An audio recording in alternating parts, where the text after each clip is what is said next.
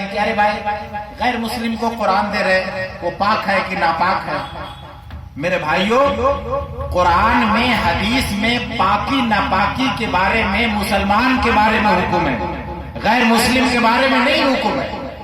جب وہ اسلام قبول کرے گا جبھی پاکی ناپاکی کو سمجھ پائے گا۔ پہلے ہم اللہ کا پیغام تو ان کو دیں، وہاں تک پہنچا تو دے، پھر دیکھیے کیا اللہ کا پیغام اپنی بات کو اللہ تبارک و تعالیٰ کیسے اپنے بندوں سے منوا لیتا ہے۔ ہمیں کچھ کرنے کی ضرورت نہیں ہے۔ پچھم بنگال کی یہ سرزمین جس میں یہاں پر علماء کرام موجود ہیں، ذمہ داران موجود ہیں، اہل زبان ہیں آپ، اور یہاں کی مٹی جو ہے بہت نرم مٹی۔ پچھم بنگال وہ سرزمین ہے جس سرزمین سے جب انقلاب کی آواز اٹھتی ہے تو پورے بھارت کو ہلا کر کے رکھ دیتی ہے، اور یہی وہ سرزمین ہے جس پر اگر ہم لوگ کوشش کریں تو انشاءاللہ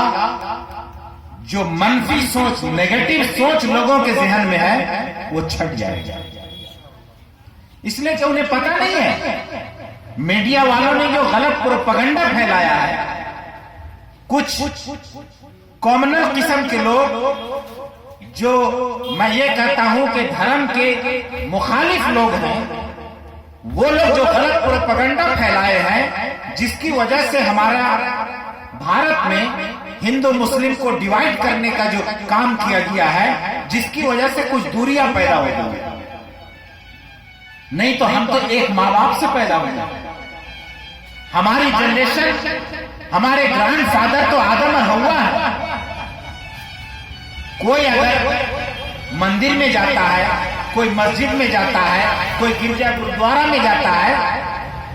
تو اللہ نے ہمارے پاس کتاب دیا ہے کہ ان تمام لوگوں کو اپنا میسج جا کے پہنچا دو، میرا پیغام پہنچا دو۔ اور اسی لیے اللہ نے ہمیں داعی قوم بنایا ہے، ہم نے اپنا دعوت کا فریضہ چھوڑ دیا ہے، اس لیے آج دنیا کے سامنے ہم مدعو قوم بن گئے۔ جب تک ہم قرآن کو، اللہ کے پیغام کو دنیا کے لوگوں تک پہنچاتے رہیں گے، انشاءاللہ یہ قرآن دنیا سے اپنی بات منوا کر کے رہے گا۔ اور جب ہم اس کو چھوڑ دیں گے تو ہم سے خیر امت کا جو گولڈ میڈل ہے وہ بھی چھین لیا جائے گا، اور دنیا میں ہم ذلیل و خوار کر دیے جائیں گے۔ گولڈ میڈل جو ہے یہ چھوٹی سی بات نہیں ہے، اور ہم صرف یہ کہتے ہیں کہ ہم خیر امت ہیں، ہم ہی جنت میں جائیں گے، ہمارے سوا کوئی جنت میں نہیں جائیں گے۔ آج جتنی بھی ہمارے مسلم کمیونٹی میں جتنی بھی جماعت ہے، سب کے پاس جنت کا چابی رکھا ہوا ہے، سب کہتا ہے کہ ہم ہی جنت میں جائیں گے، لیکن یاد رکھیے جنت میں وہی جائے گا جو پوری دنیا کو جہنم سے بچانے کی فکر کرے گا۔ ہمیں پورے انسانیت کو جہنم سے بچانے کی فکر کرنی ہے، ہمارے اپنے درمیان سے بھید بھاؤ کو نکالے۔ ہم ایک آدم کی سنتان ہیں اور ہمیں انسانیت کی بنیاد پر کام کرنے کی ضرورت ہے، اور یہ سب سے بڑا کام ہے کہ اللہ کے پیغام کو آپ اللہ کے بندوں تک پہنچا دیں۔ آپ لوگ یہاں پر سب ذمہ دار ہیں، میں لمبی چوڑی بات نہیں کروں گا، بس اتنا کہنا چاہتا ہوں کہ اس پروگرام میں، اس طرح کا پروگرام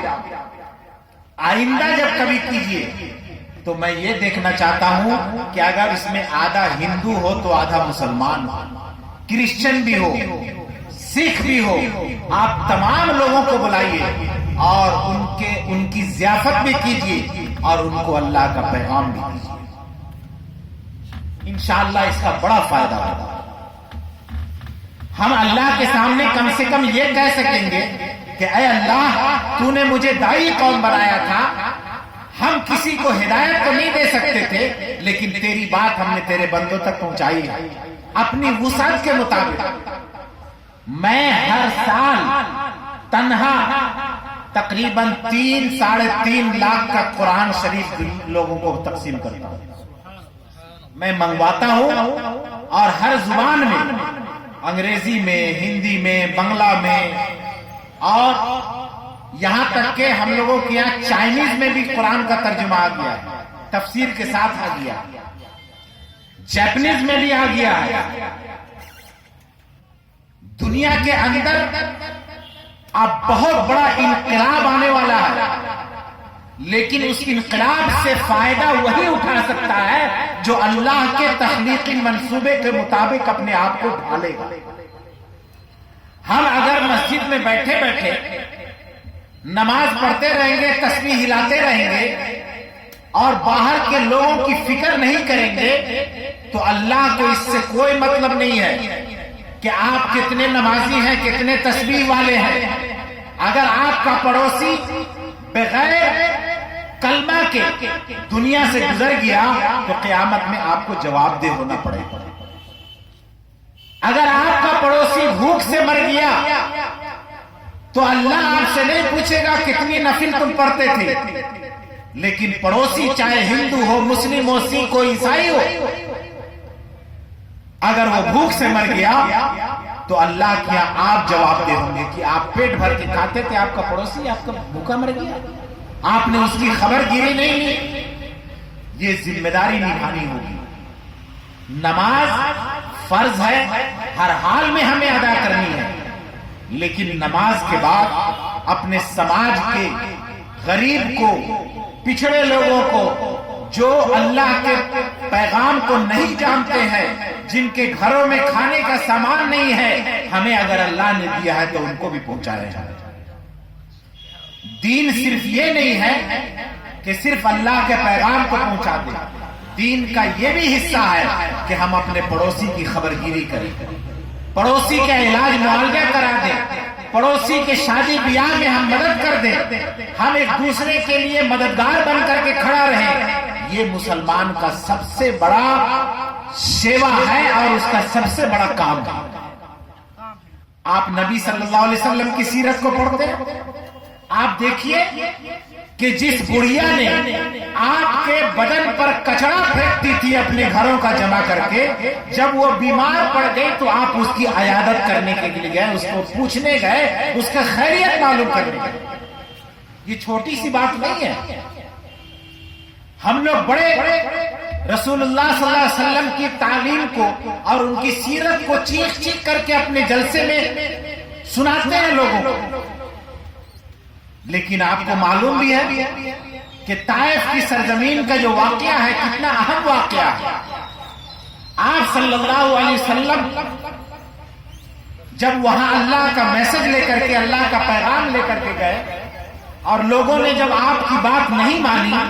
اور بدماش بچوں کو آپ کے پیچھے لگا دیا، ان لوگوں نے اتنا پتھر مارا کہ آپ کے نالین شریفین لہو لہان ہو گئے۔ اللہ نے پہاڑ کے فرشتے کو بھیجا، فرشتے نے آ کر کے کہا یا رسول اللہ اگر حکم ہو